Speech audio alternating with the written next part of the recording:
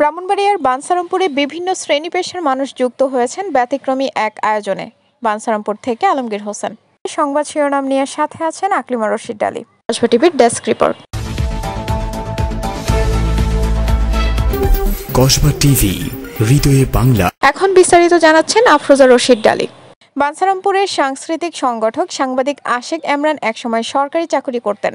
তিনি 2014 সালে চাকরি থেকে স্বেচ্ছায় অবসর নিলেও আজ তার রেখে আসা পরিবার পরিকল্পনা বিভাগের সহকর্মীগণ, শুভাকাঙ্ক্ষী, শুভানুধ্যায়ী বন্ধুমহল এবং তার প্রতিষ্ঠিত সঙ্গীত প্রতিষ্ঠান প্রতিটি সঙ্গীত নিকেতনের শিক্ষার্থী ও অভিভাবকদের অনেকেই মিলিত হয় এক প্রীতি সম্মেলনে। সাথে নিয়ে আসেন কেক, মিষ্টি, ক্রেস্ট, ফুল ও উপহার সামগ্রী। আশেক এমরানের সাথে প্রথমেই সকলের ফুলের শুভেচ্ছা বিনিময় হয়। তারপর পর্যায়ক্রমে কেক কেটে ও মিষ্টি খেয়ে আনন্দ উল্লাস করে এক উৎসব মুখর পরিবেশ সৃষ্টি করে। কেক কাটার কারণ হলো ওই দিনটি ছিল আশেক এমরানের শুভ জন্মদিন। এ সময় শুভেচ্ছা সহ অনুভূতি ব্যক্ত করেন প্রবীণ সাংবাদিক ইত্তেফাক ও মাই টিভির বাঞ্ছারামপুর প্রতিনিধি এম.এ. আওয়াল, প্রাথমিক শিক্ষক সমিতির সভাপতি সেলিম রেজা, উপসহকারী প্রাণী সম্পদ কর্মকর্তা কবির হুমায়ুন ও মোহাম্মদ আরিফ, বাঞ্ছারামপুর প্রেস ক্লাবের সহসভাপতি সময়ের আলো ও কসবা টিভির বাঞ্ছারামপুর প্রতিনিধি আলমগীর হোসেন, প্রতিটি সঙ্গীত নিকেতনের অধ্যক্ষ মোহাম্মদ আবু হানিফ।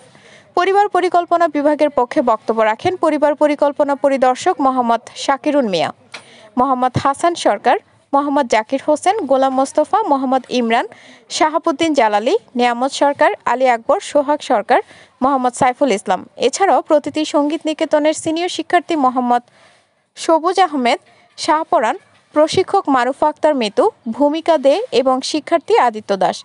প্রতিটি অভিভাবকদের মধ্যে মিতা রানী দে ও চৈতি দাস সহ অন্যান্যদের উপস্থিতি ব্যতিক্রম এই আয়োজনের ভিন্ন মাত্রা এনে দেয়।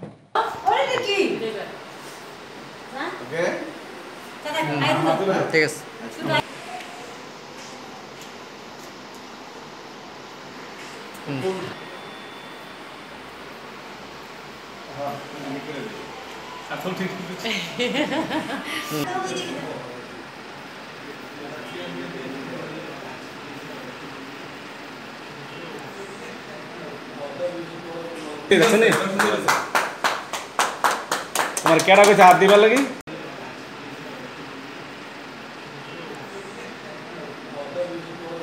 কসবা টিভির সংবাদের সাথে থাকার জন্য ধন্যবাদ জানাচ্ছি। পরবর্তী সংবাদ পেতে আমাদের চ্যানেলটি সাবস্ক্রাইব করে রাখুন।